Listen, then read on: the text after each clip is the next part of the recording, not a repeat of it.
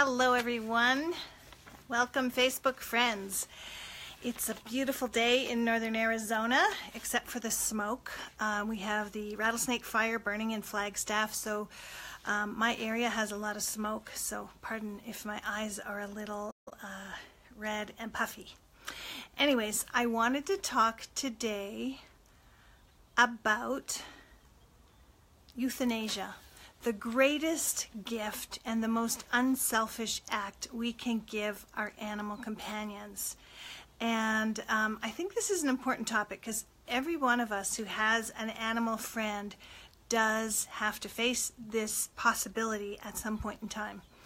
And I know if you're Buddhist, it may be against your practices or your belief system, but for the most part, I'm going to talk about, how it is so unselfish and how it's such a, to let go of an animal companion that we love so dearly is really a huge gift for them, rather than, hi Deborah, rather than making them suffer.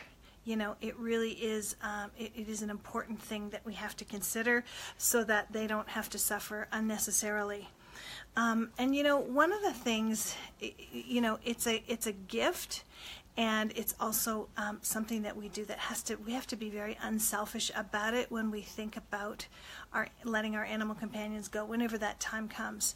So the other side of the coin is, and I'm going to do more videos about this stuff, but the other side of the coin is that they're never really gone.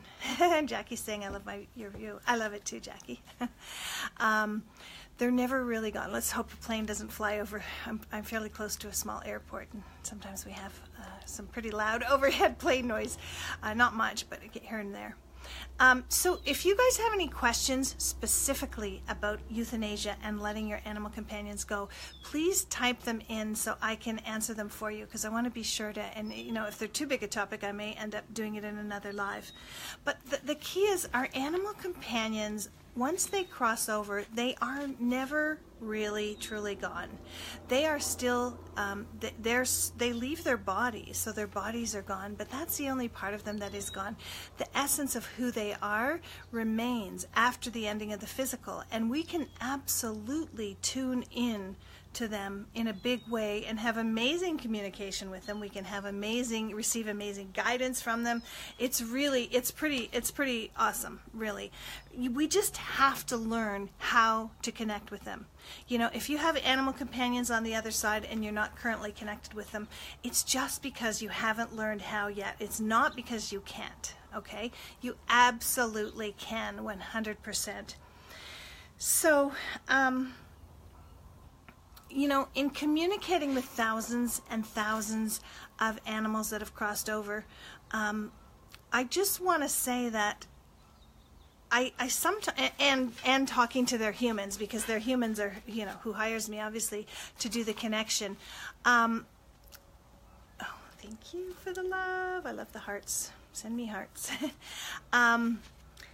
So there, so many times when people have to make the euthanasia decision, first there's a decision of if you are going to euthanize or not, and then secondly, when to euthanize. How do you know when they're ready? And those are all really important pieces. So so whether or not to do it is, it's your personal choice with your veterinarian. I know Buddhists don't do it, but most others that I know of do, and I have done it. I'm wondering if the lighting's really bad here. I thought I was in a good spot for lighting, but maybe my face is a little dark. Oh well. You'll still hear me, and you'll see my beautiful view. So anyhow, so you have to make the decision to do it or not to do it. That's the first piece. And then the second piece is when. And I'm telling you, one of the biggest questions I have from people who have helped their animals cross over is, I think I did it too soon, or I think I waited too long. And I'm telling you, it is part of the grief process, the guilt, the worry that we did something, to them as opposed to for them. And that's a really important thing to keep in mind. We're doing this for them. So I want to just assure you all that in my entire career, which started in the early 90s, I have never once had an animal companion say to me that, when I'm tuning in with them in spirit, that, oh, you know what, I wish she had done it a few days sooner, or I wish she had done it a few days later, I wish she'd let me live another week or two or month or whatever it is.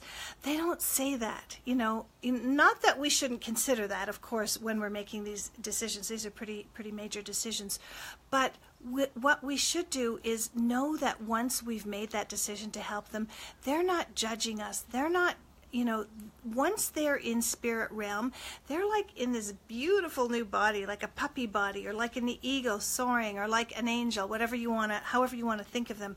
They are renewed. They are renewed, restored, and feeling great. So they're not looking back on the lifetime and saying, Susan euthanized me 2 days too soon and I could have had 2 more days to live. They don't even think of that. And, what I want you to know is that they are 100% reading what's in our hearts. They are not, I know some people say, oh, I think I did it. I don't think they'll forgive me for it. I don't know if they wanted me to do it. Basically, they are reading our hearts at any given moment. They are not, I have my little heart on for this session. It's a little heart, crystal heart. They're reading what's in our heart. They are really tuning in to how we are. Yes, I see what you're saying, Jackie. The camera's picking up the bright light. Those are actually not windows. That's all open. I'm out on my porch. So anyways, I won't film this way again. I just wanted you guys to see I guess if I film this way, it'll have to be in the morning, or I don't know. I'll figure it out. I'm always playing with it, or bring lighting out here, which is kind of a pain in the butt, but this is my beautiful deck. Anyways, so one of the most important things that they want us to feel after they're gone is they want us to feel the love that we shared, and they want us to focus on the love that we shared together with them. They don't want us to focus on guilt and feeling awful and angst and anger and hopelessness and all of that.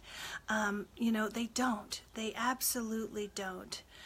Lisa says it seems like a lot of animals are dying lately. A lot of souls in general are crossing over. But, when you look at the vast, size of this vast world, there's always going to be a lot of beings being born and a lot of beings exiting, and that brings me to the animals are real, believers in the circle of life, the life, the death, and the rebirth and coming back. And I am a true believer that they do come back to us over and over again, as I've spoken about in some of my other videos. So they are huge believers. I mean, they are huge about us, about us connecting in with that circle of life through them. The important thing also to know is that animals don't see death as a bad thing, because they are totally connected on a sort of futzing with this. I don't know why I am. It's a little bit crooked, I think, but they're totally connected with us on a deep level. They don't worry when they're gone. It's like, to them, it's like changing outfits and still being with us. It's just that we don't see. I'm just writing a note here on Marta's question. That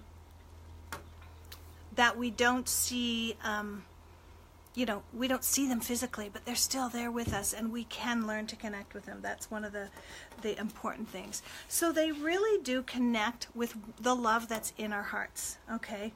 Now, something to consider, it's not necessarily something we would necessarily want to consider, but one of the reasons that I feel it's our duty, and this comes from connecting with thousands and thousands of animals, we are bringing our animals, for the most part, into unnatural environments. When they're in the wild, if you have an animal out in the wild, the weaker ones, the sick ones, they don't last, because the nature takes care of them. They become food. The weaker ones become the food for the other animals who are hunting for their food, etc. It's not something we like to think about, but nature takes care of them. Whereas if they're with us and they're all taken care of, as far as their physical needs go, if they're suffering, that suffering, we can prolong that, suffering by, trying this treatment and trying that treatment and giving this medication and giving that medication. And, really there comes a time for them when it really is, and Jackie says, I believe it's better to let them go than to keep them living with their quality of, when their quality of life will never improve and they are suffering. I cannot stand to see an animal suffer. And that's my exact take on it. My Jigs, who crossed over in 2007, he was like, he was my only animal companion. It was just Jigs and I, and I'm telling you, I had pain in my heart chakra when I let him go, but I knew I was giving him the best gift ever. He was at a place where he couldn't breathe properly. He had a lot of things going on. He had a little bout with osteosarcoma about 6 months prior to that, and I should have brought water out here with me. It's very dry in Arizona, and we've got smoke in the air right now from this fire. So, I gave him a gift. I gave him that gift, and he was soaring. And, the thing is, I was connecting with him during, before, during, and right after. His spirit, I could literally feel his spirit leave, see his spirit leave, and he was able to connect with me right away, and it was like he was just flying. It was wonderful. So, I truly believe it's a gift. My Carly now is a diabetic. She's only 10, and she's a Maltese, so her lifespan should be a lot longer, but it's shortened greatly by diabetes. And, she's had her moments of ups and downs, and, if it comes to the time where Carly's quality of life isn't good for her, she's still enjoying it. She still goes on walks. She still loves to eat. She, plays with my puppy, Pixie Rose, and that kind of thing. So she's doing okay. So keep asking your questions if you have any. Marcy says, this is important for me to hear right now. I am very connected to my cat. She's a few months shy of 11 years old, and I found out she has lymphoma. And it was found in the lymph node near the, let me see if I can open that up more. Oh yeah, near the piece of small intestine that was removed. I'm going to have to make that decision to have her euthanized, and I'm heartbroken. I'm so sorry to hear that, and I know it's really hard. One of the things I want all of you to know is that as you learn to stay connected with them, it eases it so much, because even though they're not there physically, and your heart will be broken when you lose them in the physical plane for a while, the fact that you can connect with them is so healing and so amazing that it can really turn things around for you. So I want to answer Marta's question. Marta said, what do I think about cloning? Oh, Janice is saying ditto on making the same decision. I'm so sorry you have to go there. I know it'll be coming for Carly at one point. I just don't know when. At this point, anyhow. So I want to answer Marta's question about cloning. Sorry, I was getting distracted here. So Marta, I haven't really given cloning much thought, and it's not something I would ever do. And here's the thing that I know about the souls of animals. I can see that we could clone the DNA of an animal, but I don't think the same soul would come into that animal. I don't even know how. I guess they make an embryo and implant it in another animal. I don't even know how they clone an animal, because I have never looked into it. But my guess would be you would have... Do you feel cloning will leave a new animal with no spirit? No, I don't feel that at all. I feel that a spirit will come into that cloned animal, because life can't happen without a spirit. The spirit is the part that animates the physical body. So I feel like you'll have the same DNA and the same physical body, but I don't feel that you'll have the same soul there. And that's just, I have never thought of this till this very moment. So that, from what I know and what I've talked about before is, if a litter is going to be born, or a foal is going to be born, or whatever kind of animals you're into, a gaggle, if you're into geese. So I guess that's not what they call their offspring, but I'm kind of joking. So if a litter is going to be born, let's just use a dog for example, or a foal, and there's 3, 4, 5, 6, 11 little puppy bodies that are going to be born, or in the case of a horse, generally speaking, one horse. Sometimes they have twins. It's not usually a good thing because usually they don't come out very well. But anyways, say there's 5 puppies. There's souls hovering around, you know, waiting to enter those puppies. And I used to think that the souls entered the bodies at conception. And what I feel like they do is it's kind of like they reserve bodies at connection, but they don't actually come in and lock it in until after the birth. And it's still kind of, when I say lock in, it's still kind of loosey-goosey until they find out that they are ready to go with the correct family. So let's say that you are expecting your dog to reincarnate into this litter, and that, you know, they're hovering around that litter because they know this, and, you know, hopefully you've had some communication with them from the spirit realm, and they're hovering around that litter.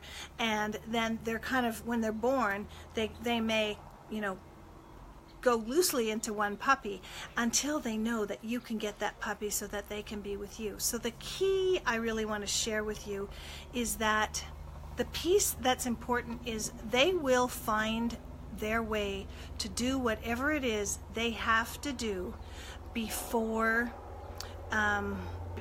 before they, they won't lock in until they know they're going to the right spot, if that makes sense to you. I know that was kind of a convoluted description. So then if they don't go to the right, if let's say you don't get that puppy, or you need to wait another 6 months to get the puppy, they can allow another soul to come into that body to be the right soul for the family that's going to take that puppy, or the person that's going to take that puppy. So I hope that makes it so clear. Does anybody else have any questions? I talked, about how our animals are living in unnatural environments with us, and how nature doesn't take care of them when they get elderly and sick. And by take care of them, I mean nature helps them cross over. Okay, so that's humans, we have hospitals, we have hospice, we have all kinds of drugs, we have IVs, we can be put into comas or whatever they need to do to people until they make their transition. We don't really have that same I know maybe somewhere they do, but as a rule, it's not a standard thing that we have that for our animal companions. So that's one of my reasons for believing it's the biggest gift we can ever give them, and it's the most unselfish act. When we love them so dearly, the most unselfish thing we can ever do for them is to let them go. So anybody else have a question? If you do, type it in, and I'd be happy to answer it for you. Just trying to think if there's any other pieces I want to mention. You will, and the last piece I want to share is I did mention that I was able to connect with jigs before, during, and after the euthanasia process. And a lot of people will tell you, oh, you can't, you're interrupting them. If you talk to them, if you call them in, you're interrupting them. And you are absolutely not interrupting them. You're not keeping them from what it is they're here to do. They are here specifically to connect with us on this realm when they're with us. And when they transition, they can be in 1,000 places at one time. We will never, ever, that's just a human belief that we could be interfering with their lives. I can't tell you the things I've heard people tell me that others have told them while they're in their time of grief. So I hope that when you will use my resources, because I have literally connected with thousands and thousands of animals who have crossed over, and they have, we can have the most amazing learning, teachings, and healing from connecting with them on the other side. So for those of you who haven't seen my free webinar, we have one coming up this Wednesday night at 5 p.m. It's called Connect on Demand, How to Master Animal Communication, and it's really about connecting heart to heart with your animal companions. It is truly my passion and my life's work. So I'm so thrilled to be able to bring this to you, and I can't wait to connect even further. And if you think of a topic after we end that you would like me to discuss on a Facebook Live, please post it in the forum, and stay tuned and share this video, because this is something that okay, great question, Tracy. I will answer that. I'm just going to write it down because it goes so quickly. So yeah, this is something that everybody out there needs to know. It can stop a ton of pain and suffering. It truly can, and that is important. Tracy asks, how long before a dog can reincarnate after it passes away? So Tracy, there isn't really like a set time as far as days, months, weeks, years, whatever. But I'm going to say that oftentimes there's a number of months anyway, sometimes a number of years, but it's not impossible for it to happen fairly quickly. I was going to talk about Carly, my Maltese, but she is not Jig's.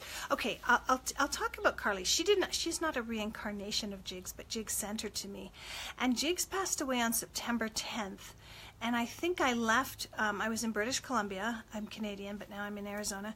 And I was coming back to Arizona. I wasn't going to come back while Jigs was in the physical plane. No, I was going to come back after he was in the physical plane. So I was driving down to Arizona, and it was like I think it was a 3 or 4 day drive from British Columbia. I was on Vancouver Island, and he was... Carly was born on the third day or second day of my trip down here, I think it was. I remember exactly where I was. I said that in the last video, I think. I remember I was in Kanab, Utah, because I was going to Best Friends Animal Sanctuary, where I had gone with Jigs on my way back up to Canada that spring. So Carly was born that night. I did not know anything about her. I didn't even find out about Carly till around Christmas time, and I got Carly around the third or so week of January in 2008, and Jigs crossed over in 2007. So he had sent her to me, but that wasn't a true reincarnation. However, Jigs did visit through Carly a few times. It was really interesting, and she talked to Jigs. She used to go to his altar every night and have a little conversation with him. It was quite hilarious. I wished I had a camera phone then and had videos of it, because it was quite cute. But I have had animals, clients of mine who have had animals, and we've done consultations, and they've come back very quickly. Okay, so it is possible. So, an animal could, and I've even had, and I want to share this because this might sound really way out there, but this is actually real and true. I have had an animal companion come to someone, and that animal was actually born before the other dog passed away, or crossed over, as I like to say, and that soul did a soul agreement with the other being and came in. That's kind of like where an animal wasn't locked, a soul wasn't locked in, like I talked about closer to the beginning of the video.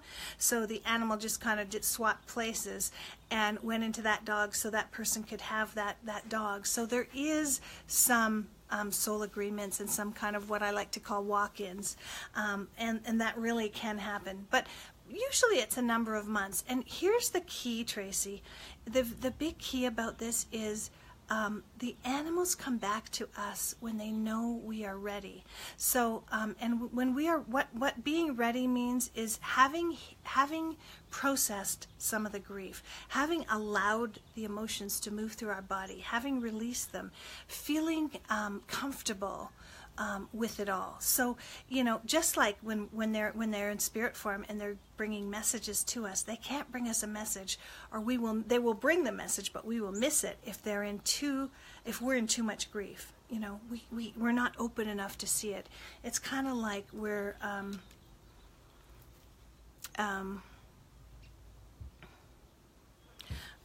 okay, I see Robin. I'm gonna just. So it's like when we're in too much grief, we can't hear from them, we can't see them. So they want us to be healed. So if we're someone who is really, committed to our spiritual growth and to our healing, and we process, they may come back a little sooner for us. But it's not something you need to rush. Tracy said it's been 10 years, but I know he brought my current dog of 9 years, but still waiting for him. Just talk to him, Tracy, and ask him. Robin wants to know if there's any exercises, and never had my phone ring during a live. So